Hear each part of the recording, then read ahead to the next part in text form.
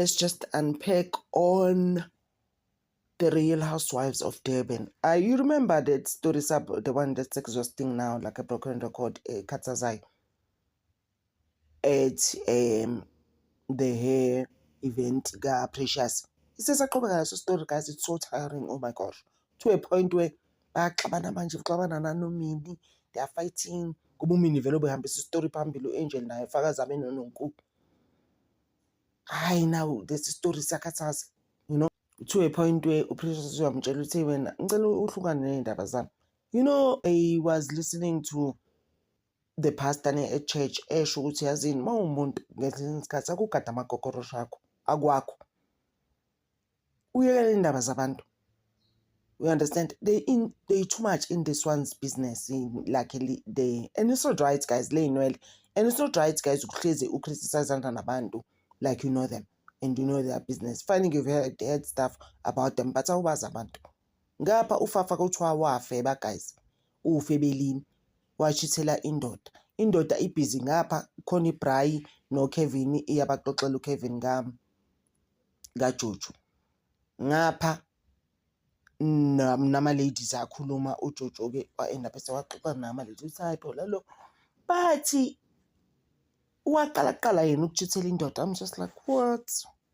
Ufafa also comes up with stories ukuthi uNonkulu nama-double standards in I think it's that whole thing here ukuthi ubhizi ey'ndabeni zika-Precious yabona leyo nto leyo. They also had into futhi together ngithi akubona ukuthi uNonkulu said uFafa wena Fafa ngakubona ukuthi utalk eneyindoda yakho ijola when you guys were separated a bit and then wayesebhizi nomunye umuntu ukuthi kodwa nishadile. I'm just like labo about unabo. What is going on with them? But if you've noticed now nje since iqalile le season 5 uNonkulu is always in the middle of fighting with someone, some drama of some sort. And uFafa ngathi umuntu who's trying to fight by battles zika lo angazi because velu lo no lo they had into encanyana. uFafa wants to be inside those numbers now. Why? Akayekele nje. I need to say to make friends. She must just do that with uNonkulu. uNonkulu uzomgijimisa. Who's gonna be dragging her until the pedal season. So end up host ke usisi lo. Precious said saying right and then ended up hugging all of them and kissing them. I'm just like, now Precious, she's trying too hard. I'm not sure what's going on there. So the ladies were talking about how did they meet their men, you know, back in the days until they got married and all of that. So Fafa is explaining what, you know, wahlangana noThabo indoda yakhe kanjani, washaya omunye ugirl ngesitini. Ngithi izo zonke lezo zinto lezo ene muna ke silebe radi misana and all that thing yokuthi mama naye usisters umthola konye. Like crazy things like that. You understand? People still go on the tip, you know. We'll never be able to explain that thing today. So but so asho njalo ukuthi nami ngomshaya ngesitini sisters and then ngaqhubeka nomuntu wakhe nenini when I was still in a relationship noThabo sikakashadi nakuthi besemithisa futhi ngaphandle babhizi yabo uThabo no sisters they are a lot. Lezo ngithi abona her house is not clean kodwa ubhizi nemizi yabantu nento zabantu into zalo no please stop nezinto zabantu when you know very well ukuthi la kwakho kungcolile clean amakokorosho akho like I said. So lo sisi lo uThabo amithisa wasemnikeze ultimatum watlalela ufanele uchoose between mina noFafa. Wasethi uFafa ena wasethi uThabo no ngichoose uFafa. You understand? Wasethi again you'll never see my child again. To this day basengane akazibazi bayibona uThabo akazi uthiphi ingane. Usisters wahamba kanjalo nengane ngoba uThabo wachoose uFafa wakhe la shade naye as it is now. But nakhona indoda kaFafa, I just feel like there's a lame excuse. Why are you not going to look for your child? Ukhuluma ngani? Oh, ihamba ifuna ingane. Thatha ama-placards uhamba ufuna nengane ubeke emgwaqeni. Angazi, do something kodwa to look for your child. Just as much as nami ngibhizi ngithi thatha ama-placards nayo ingane you've never seen. Awazi ukuthi injani. But ngifeel ukuthi akazafuni ingane. No. It turns out uba ney'nkinga ey'ningi. uFafa nendoda bahamba nama-sex therapy bahamba nje into eningi. There's a lot of problems and there's no marriage counsel. It's a lot that's going on there. banenkinga eningi. Ngiyakhumbula ukuthi uthe futhi uThabo yena he wants to take another wife. And uFafa nje ekhalela uLowu.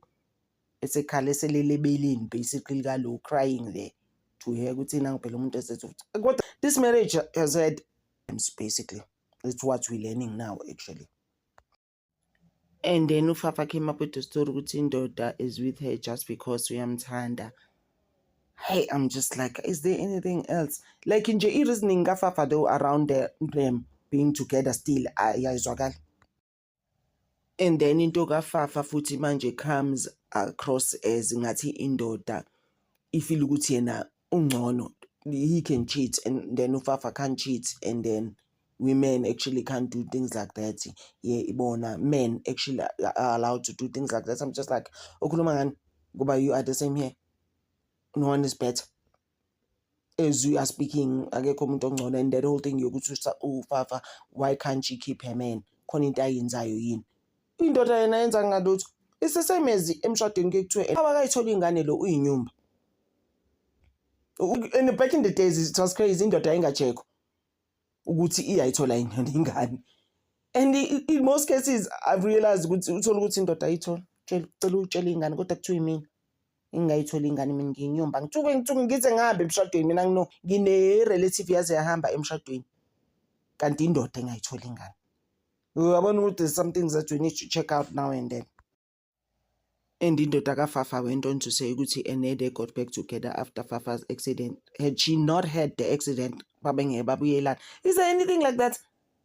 I'm just like, guys, why? And then indoda continues to say ukuthi yena izothatha umfazi wesi-2. Ayahlupha nje indoda, he's been like that, and I don't know what is Fafa's reasoning around ukuthi indoda yakhe fanele ukuthi iqhubeke lokhu imtshela, or she deny iqhubele lokumtshela ukuthi ngizothatha umfazi wesi-2, ngizothatha umfazi wesi-2. Lona no-3 no-4 no-5 angamthatha, ngaba umusamsele kulo. He comes across as that person to me. Ladies were called by Angel to go to bowling. The bowling there, Dabas obviously are going to start to come out. And then they continued to talk uJojo kusho ukuthi uKelvin faka amxoxela endlini ukuthi hayi no usisi wakho umngani wakho uFafa bathi anyway cheater, so basixoxelile. And then she's relating that story, she's giving another narrative ukuthi okay, this is what happened to the story, and that is why usisters ube kanjena. And then uNonku uyamazi uyathanda ukuba involving people's ndabazi, and then she's like, this is why uFafa behave some type of way and saying some things ezingazwakali, is trying to defend this man ojolayo, like what's going on there. I'm just like, yo guys, it's taking another direction. There's a story. The twins also, Ayanda noSiswakhe, they also had like a fashion line yabo, some event that they had, some fashion show basically. So they invited the ladies. And then the twins line, guys, impahla, I mean, they not make sure. Bluntly nje ezimbili zempahla, and then babhizi bathi, oh, the twins are dressed so nice in white, they are beautiful in that white, bahle. Aye guys, it wasn't giving to a point where uNonku did criticize them. uNonku uyamazi, at times she doesn't really sugarcoat things. She was like, guys, izimbili impahla, yeah. Banjani labantu kodwa they got their own line.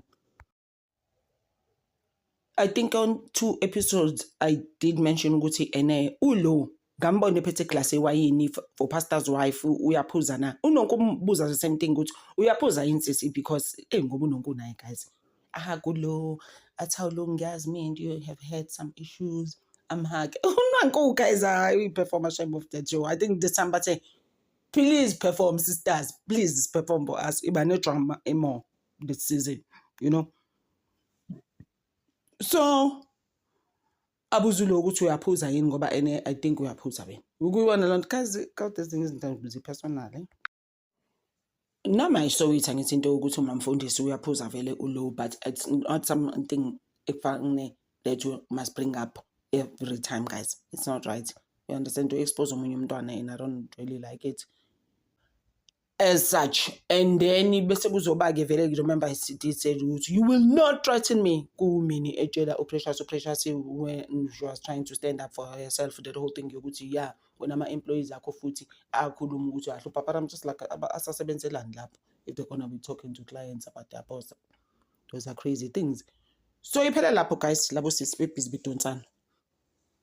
Sibona this coming week again. Thank you so much guys for your support and always supporting News Galo for days. Ngithanda over.